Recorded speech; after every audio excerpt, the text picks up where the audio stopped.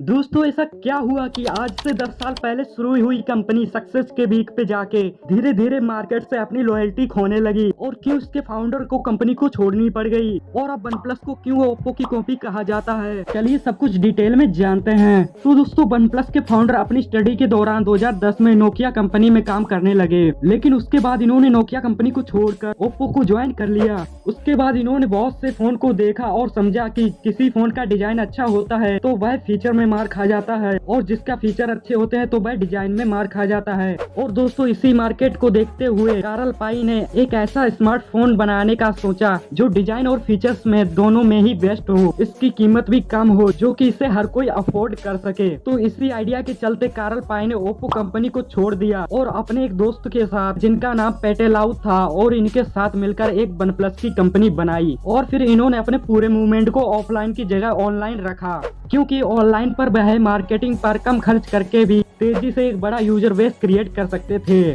फिर आया 23 अप्रैल 2014 का दिन, जब वन प्लस ने अपना पहला फोन लॉन्च किया, वन प्लस वन। और जब ये फोन लॉन्च हुआ तो कंपनी का अनुमान था कि यह फोन 1000 से ज्यादा नहीं बिकेगा, लेकिन कंपनी का यह अनुमान गलत निकला और वन प्लस वन लॉन्च होते ही एक साल में 10 लाख से ज्यादा फोन बिक गए और ये फोन इंस्टेंट हिट साबित हो गया। अब इतनी बड़ी सक्सेस के बाद वन प्लस ने ओवर कॉन्फिडेंस में आकर तुरंत ही अपने दूसरे फोन को प्लान करना शुरू कर दिया और बेहतर यूजर एक्सपीरियंस प्रोवाइड करने को बोलकर एक ऐसी गलती कर दी कि कंपनी की रेपुटेशन खराब होने लगी। हुआ यूं कि कंपनी ने अपने वन प्लस 2 मॉडल के लिए स्नैपड्रैगन 800 सीरीज को प्रोसेसर को सेलेक्ट किया, जिसमें पहले से ही काफी हीटिंग इश्यूज थे, लेकिन कंपनी को लगा कि वो इस प्रॉब्लम को अपने सॉफ्टवेयर ऑप्टिमाइजेशन के द्वारा ठीक कर लेगा। इसी तरह से 28 जुलाई 2015 को वन प्लस 2 लॉन्च हुआ, जिसे लगभग 20 लाख लोगों ने रिव्यू किया हुआ था। और जब इस फोन को लोगों ने खरीदा तो इसमें हीटिंग इश्यूज, अनरिस्पॉन्सिव फिंगरप्रिंट और ड्यूल सिम इश्यूज और न जाने यूजर्स कितनी प्रॉब्लम को फेस करने लगे, और यही वजह थी कि वन प्लस 2 पूरी तरीके से फ्लॉप हो गई। उसके बाद वन प्लस ने कई फोन लॉन्च किए, लेकिन कंपनी की वैल्यूएशन पहले जैसी नहीं रही और इसी वजह से साल 2020 के एंड में वन प्लस के को फाउंडर यानी कि कार्ल पाई ने इस कंपनी को छोड़ दिया